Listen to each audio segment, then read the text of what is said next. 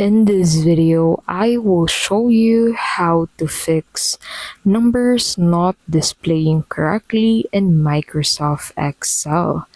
If numbers are not displaying correctly in Microsoft Excel, it could be due to formatting issues, leading zeros disappearing, or Excel misinterpreting the data.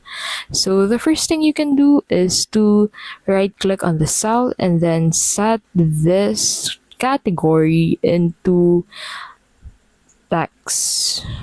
So basically, the first thing you can do is to go ahead and format cells as text. Another thing you can do is to go ahead and use a single quotation mark before the number to ensure Excel treats it as text. And the last thing that you can do is to go ahead and adjust number format.